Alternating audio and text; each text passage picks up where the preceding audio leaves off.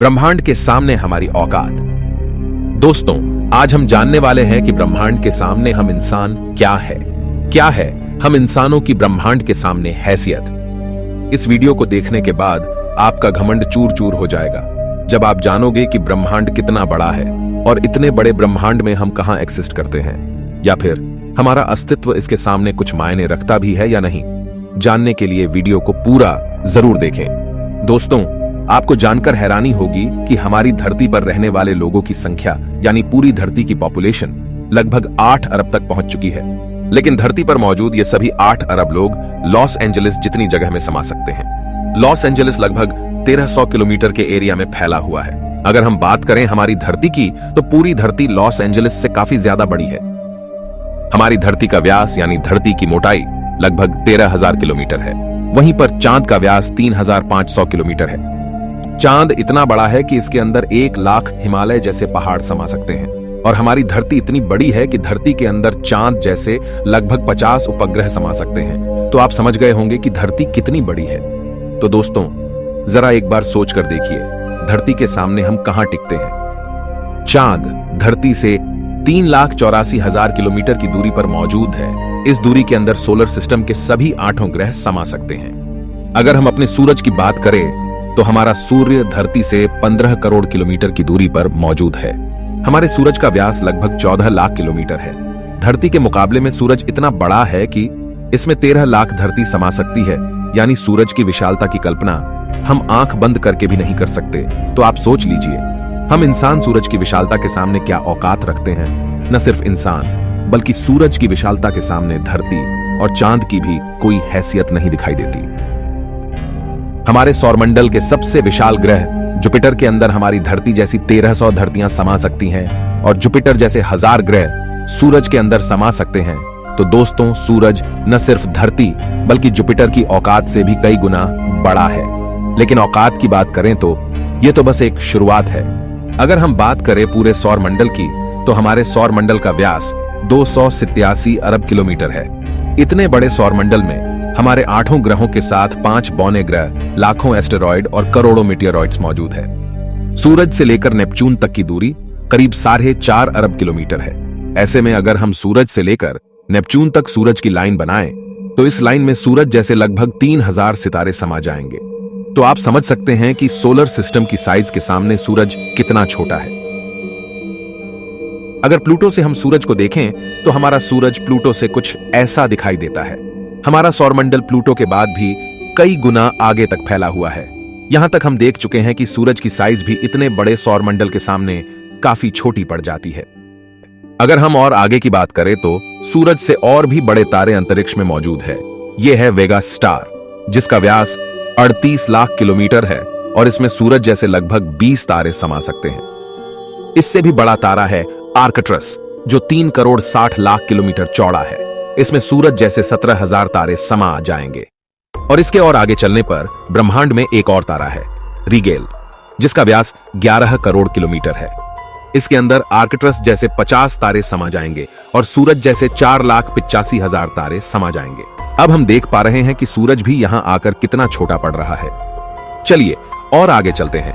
ये है बीटलजूस, जिसका व्यास 1 अरब 23 करोड़ किलोमीटर है।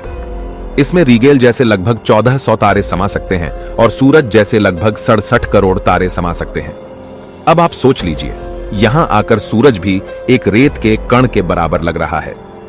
इसके आगे हम मिलते हैं वीवाई कैनिस मेजोरिस से, जिसका व्यास 2 अरब किलोमीटर है, और इससे भी बड़ा तारा है यूवाई स्कूटी, जिसका व्यास लगभग 2 अरब 40 लाख किलोमीटर है। और अब तक का झांक सबसे बड़ा तारा है स्टीफनसन 218, जिसका फैलाव 3 अरब किलोमीटर के बराबर है। यानी इस तारे के अंदर सूरज जैसे 9 अरब 83 लाख तारे समा सकते हैं।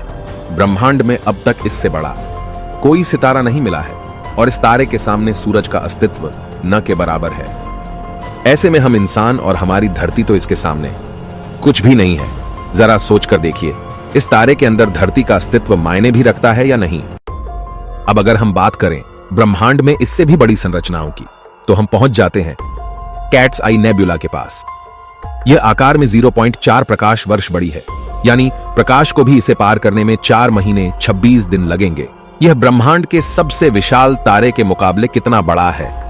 इस नेबुला के अंदर स्टीफनसन जैसे लगभग 3000 तारे समा जाएंगे और इससे भी बड़ा हेलिक्स नेबुला है जिसका व्यास 5 प्रकाश वर्ष है, यानी प्रकाश को इसे पार करने में 5 साल लगेंगे। और इसमें स्टीफनसन जैसे 15,000 तारे रखे जा सकते हैं। इससे भी आगे है ओरियन नेबुला जो 24 प्रकाश वर्ष चौड़ा है और इससे आगे हमें मिलता है ओमेगा सेंटोरी कंस्टेलेशन जिसका व्यास 150 प्रकाश वर्ष है। और अब तक जिन विशालकाय संरचनाओं को हमने देखा है उन सबको अपने अंदर समाने वाली, इन सबसे करोड़ों गुना विशाल ये है हमारी आकाशगंगा मिल्की वे, यानी मंदाकिनी आकाशगंगा, जो कि 1 लाख प्रकाश वर्ष के व्यास में फैली हुई है। यानी यह इतनी बड़ी है कि इसे पार करने में प्रकाश को भी 1 लाख साल लग जाएंगे। और आपको बता दें कि प्रकाश की गति 3 लाख किलोमीटर पर सेकंड है। हमारी इस आकाशगंगा में इस तरह के बड़े बड़े 400 अरब तारे मौजूद है और इतने ही ग्रह इसके अंदर मौजूद है। तो यहां आकर आप कल्पना भी नहीं कर सकते कि यह कितनी बड़ी है। इसके अंदर हमारी धरती खत्म भी हो जाए तो इतनी विशाल आकाशगंगा को कोई फर्क नहीं पड़ने वाला है। हमारा सूरज भी खत्म हो जाए तो भी इसे कोई फर्क नहीं पड़ने वाला। ब्रह्मांड का सबसे बड़ा तारा भी खत्म हो जाए तब भी इस पर कोई फर्क नहीं पड़ेगा। लेकिन ब्रह्मांड यहां भी खत्म नहीं होता है। इससे भी आगे चलने पर अगर हम हमारी पड़ोसी आकाशगंगा एंड्रोमेडा की बात करें तो यह हमारी गैलेक्सी से 2 गुना बड़ी है। इस गैलेक्सी के अंदर 10 खरब तारे मौजूद हैं। अब तक जाने गए सबसे विशाल तारे स्टीफनसन से इस गैलेक्सी को भर दिया जाए तो इसमें 40,000 खरब स्टीफनसन 218 जैसे तारे आ सकते हैं। अगर हम और आगे पृथ्वी से 23 करोड़ प्रकाश वर्ष दूर जाए तो हमें एक और आकाशगंगा मिलती है, UGC 2885 गैलेक्सी, जो कि 4,63,000 प्रकाश वर्ष के व्यास में फैली है। यह हमारी गैलेक्सी से 4 गुना बड़ी है और इसमें 50 खरब तारे मौजूद हो सकते हैं। पृथ्वी से 100 करोड़ प्रकाश वर्ष दूर इससे भी और भयानक और बड़ी गैलेक्सी है, IC 1101 गैलेक्सी, जो कि 40 लाख प्रकाश वर्ष के व्यास में फैली हुई है और इसमें 1000 खरब तारे रहते हैं। इसके अंदर 30,000 से भी ज्यादा मिल्की वे गैलेक्सी जैसे आकाश गंगाएं समा सकती हैं। और अगर हम इससे आगे चलकर और देखें तो इससे भी ज्यादा बड़ी गैलेक्सी ब्रह्मांड में मौजूद है जिसके सामने मिल्की वे आकाश गंगा भी कुछ नहीं है। पृथ्वी से 300 करोड़ प्रकाश वर्ष दूर यह है अल्क्योनियस गैलेक्सी, जो कि 1 करोड़ 60 लाख प्रकाश वर्ष जितने व्यास में फैली हुई है। इसमें हमारी मिल्की वे गैलेक्सी जैसी 40 लाख गैलेक्सी समा जाएगी। अब हम ब्रह्मांड के काफी बड़े स्केल पर पहुंच चुके हैं, जहां हमारी गैलेक्सी, जिसकी विशालता की हम कल्पना भी नहीं कर सकते, वह भी इसके सामने कुछ नहीं है। लेकिन अब अगर हम और आगे चले और पूरे ब्रह्मांड की बात करें तो हमारा पूरा ब्रह्मांड जिसे हमने अब तक ऑब्जर्व किया है वह 93 अरब प्रकाश वर्ष के व्यास में फैला है और इसके अंदर ऐसी 200 अरब गैलेक्सी मौजूद है। और ब्रह्मांड के सामने तो सबसे बड़ी आकाशगंगा अल्क्योनियस गैलेक्सी भी कुछ हैसियत नहीं रखती। और जब इतनी बड़ी गैलेक्सी भी ब्रह्मांड के सामने कुछ नहीं है तो सूरज और धरती की तो बात ही छोड़ दीजिए। और हम तो इसके सामने कहीं नहीं टिकते। हमारे जैसे 8 अरब लोग, यानी हम सब पृथ्वीवासी मिलकर भी ब्रह्मांड के सामने कुछ भी नहीं है। बल्कि अगर इतने बड़े ब्रह्मांड में कहीं जीवन नहीं है और सिर्फ पृथ्वी पर ही जीवन है तो हम इतने बड़े ब्रह्मांड में काफी ज्यादा अकेले हैं। यहां पर ब्रह्मांड जो हमारी सोच से भी बड़ा है, ये पूरी तरह से वीरान है। अगर ऐसा है तो ये काफी डरावना है। ये हमें बताता है कि हम कितने अकेले हैं और अगर इसमें जीवन है भी तब भी हम कभी इतनी दूर तक एलियन से नहीं मिल सकते और तब भी हम अकेले हैं इस ब्रह्मांड में। जबकि यह ब्रह्मांड भी यहां आकर नहीं थमता, क्योंकि फिलहाल हमने इससे आगे देखा भी नहीं है कि ब्रह्मांड का विस्तार और कितना आगे हो सकता है। अगर यह कहीं खत्म होता है तो उससे आगे भी क्या और ब्रह्मांड है? अगर हां तो क्या वो हमारे ब्रह्मांड से भी बड़े हैं? दोस्तों, इस तरह सोचने का कोई अंत नहीं, लेकिन एक बात तय है, अब तक ब्रह्मांड की जानी गई साइज के सामने हम कुछ भी नहीं है। और यही वजह है कि आज वैज्ञानिक भी ब्रह्मांड की इतनी बड़ी साइज को देखकर अचंभित है और ये मान चुके हैं कि इस ब्रह्मांड के सामने हम इंसान कुछ भी हैसियत नहीं रखते हैं। इतने बड़े ब्रह्मांड में हम एक छोटी सी गैलेक्सी मंदाकिनी आकाशगंगा में मौजूद, एक छोटे से सोलर सिस्टम में बसने वाले, एक छोटे से तारे के चारों ओर मौजूद, एक बहुत छोटे से ग्रह पर स्थित, काफी छोटे 200 देशों में रहने वाले 8 अरब लोगों में हम में से एक इंसान इस पूरे ब्रह्मांड के सामने कोई हैसियत नहीं रखता। क्या आपके पास खुद पर घमंड करने के लिए कोई कारण है? किस वजह से आप खुद को स्पेशल समझते हैं?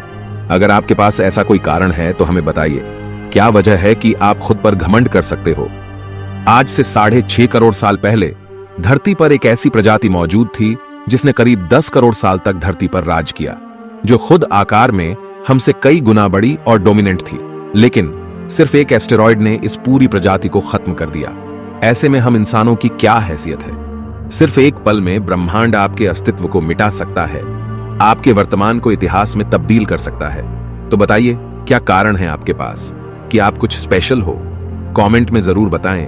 हम मिलते हैं आपसे किसी अगले वीडियो में। तब तक के लिए हमारे वीडियोस देखते रहें।